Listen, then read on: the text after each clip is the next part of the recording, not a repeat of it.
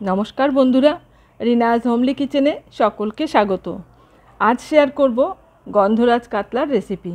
গরমের দুপুরে এইভাবে মাছটা রান্না করলে ভাতের সাথে খেতে খুব ভালো লাগবে। গন্ধরাজ কাতলা বানানোর জন্য এখানে আমি একটা গন্ধরাজ লেবু নিয়েছি আর কয়েকটা গন্ধরাজ লেবুর পাতাও নিয়েছি। খুব ভালো করে এগুলোকে ধুয়ে নিয়েছি। আর এখানে নিয়েছি 5-6টা কাজু আর নিয়েছি 6টা কাঁচা লঙ্কা। আর লাগবে এখানে টক দই। আমি হাফ কাপ টক দই নিয়েছি। এই দিয়েই আমি রান্নাটা আজকে করব। এখানে আমি 9 পিস কাতলা মাছ নিয়েছি, ভালো করে ধুয়ে জল ঝরিয়ে নিয়েছি। এখন এই মাছের মধ্যে দিয়ে দিচ্ছি নুন। 1 চামচ নুন দিলাম। আর আমি যে গন্ধরাজ লেবুটা নিয়েছি, একটা গ্রেটারের সাহায্যে লেবুর ওপরের যে খোসাটা সেটা আমি একটু গ্রেট করে নিচ্ছি। খুব হালকা করে এটা গ্রেট করতে হবে, সাদা অংশটা যেন বেরিয়ে না যায়, তাহলে তেতো হয়ে যাবে।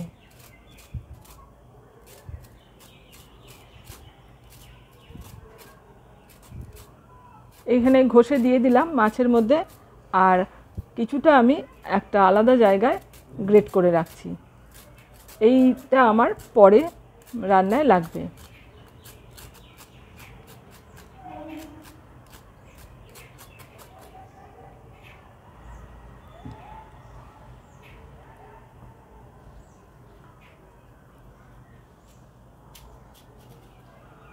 এবার আমি এটা রেখে দিলাম এদিকে।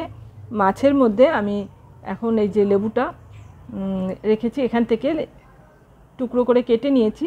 একটা টুকরো আমি চিপে এই রসটা লেবুর রসটা মাছের মধ্যে দিয়ে দিচ্ছি। সব কটা মাছের টুকরোর উপরেই লেবুর রসটা দিয়ে দিলাম। আর এবার খুব ভালো করে আমি নুন, লেবুর রস আর খোসা দিয়ে মেখে নেব।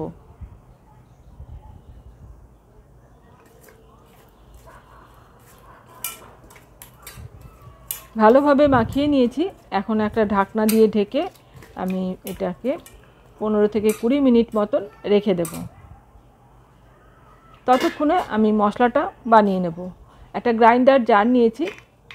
আমি যে 6টা কাজু রেখেছিলাম সেটা নিলাম, আর 2টো কাঁচা লঙ্কা আর টক দইটা দিয়ে দিলাম। এটার একটা পেস্ট বানিয়ে নেব। পেস্টটা বানিয়ে নিয়েছি। এখন এটাকে রেখে দিলাম। এদিকে কড়াইতে সর্ষের তেল ভালো করে গরম করে নিচ্ছি। রান্নাটা সাদা তেলেও করতে পারো তোমরা। আর তেলটা ভালো মতো গরম হয়ে গেলে আমি হাফ চামচ মতো নুন দিয়ে দিলাম। খুব ভালো করে কড়াইয়ের চারিপাশে তেলটা লাগিয়ে নিলাম, তাহলে মাছ ভাজার সময় মাছগুলো কড়াইতে আটকে যাবে না। এখানে আমি 4 টুকরো মাছ প্রথমে দিয়ে দিলাম। আর মাছগুলো এক পিঠ ভাজা হয়ে গেলে উল্টিয়ে অপর পিঠটা ভেজে নেব।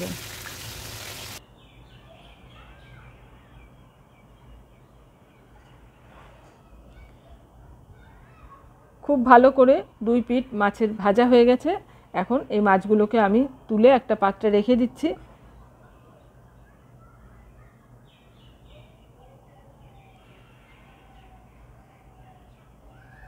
আবারও কয়েক টুকরো মাছ আমি তেলের মধ্যে দিয়ে দিলাম। আর একইভাবে এই মাছগুলোকেও আমি ভেজে নেব।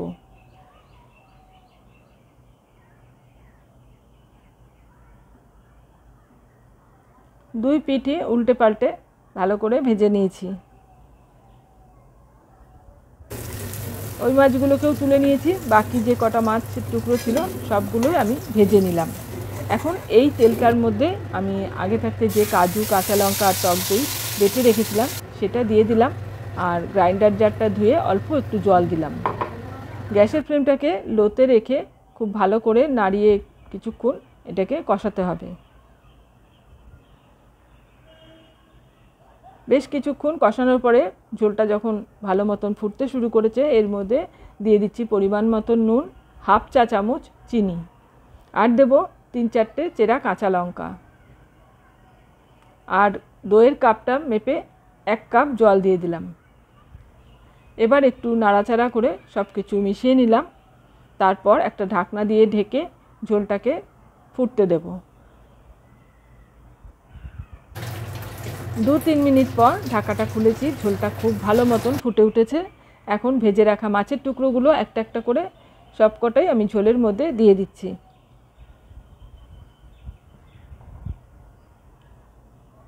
এইভাবে কোনো রকম ধনের গুঁড়ো, জিরের গুঁড়ো, লঙ্কা গুঁড়ো ছাড়া, হলুদও আমি দিইনি, শুধু কাজু আর কাঁচা লঙ্কা আর টক দই দিয়েই মাছটা আজকে বানাচ্ছি। আর ওই মশলাগুলো দিলে যে লেবুর যে গন্ধরাজ লেবুর যে রসের গন্ধটা সেটা একদম নষ্ট হয়ে যাবে।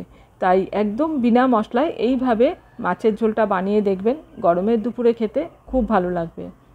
আর আমি কাতলা মাছ দিয়েই বানিয়েছি, আপনারা যে কোনো বড় মাছ দিয়েই এই রান্নাটা করে নিতে পারবেন। ঢাকাটা খুলে সবকটা মাছকে আবার উল্টে দিলাম 2 পিঠ খুব ভালো মতন, যাতে ঝোলটা ঢুকে যায় আর মাছগুলোও নরম হয়ে যায়। সেইভাবে ঝোলটাকে ফুটিয়ে নিলাম। তারপর গ্যাসের ফ্লেম অফ করে আমি কিছুক্ষণ রেখে দিয়েছিলাম। গরম ভাবটা একটু কমে এলে পরে এর মধ্যে 1 টুকরো গন্ধরাজ লেবুর রস আমি চিপে দিয়ে দিচ্ছি। আর যে আমি গন্ধরাজ লেবুর খোসাটা গ্রেট করে রেখেছিলাম সেটাও দিয়ে দিলাম পুরোটা। আর লেবু পাতাগুলোকেও এখন এর মধ্যে দিয়ে দিচ্ছি। ভালো করে খুন্তি দিয়ে একটু নেড়ে এগুলোকে ঝোলের মধ্যে ডুবিয়ে দিলাম। তারপর ঢাকা দিয়ে 5-6 মিনিট রেখে দেব, তাহলে পরে লেবুর গন্ধটা মাছের মধ্যে খুব ভালোভাবে আরও ঢুকে যাবে। 6 মিনিট পর আমি একটা পাত্রে মাছটাকে সার্ভ করে নিচ্ছি। এইভাবে একবার বানিয়ে দেখবেন, আশা করছি আপনাদেরও খুব ভালো লাগবে। আর আমার আজকের এই গন্ধরাজ কাতলার রেসিপি আপনাদের কেমন লাগলো কমেন্টসে জানাবেন। ভালো লাগলে লাইক আর বেশি বেশি করে শেয়ার করে দেবেন। আমার চ্যানেল এখনও সাবস্ক্রাইব করা না থাকলে চ্যানেলটা সাবস্ক্রাইব করে পাশে থাকা অল বাটনটা প্রেস করে রাখবেন, পরবর্তী ভিডিও নোটিফিকেশান আপনার কাছে চলে যাবে। আজ এই পর্যন্ত, আবারও চলে আসব অন্য কোনো রেসিপি নিয়ে। এতক্ষণ আমার সাথে থেকে ভিডিওটা দেখার জন্য অসংখ্য ধন্যবাদ।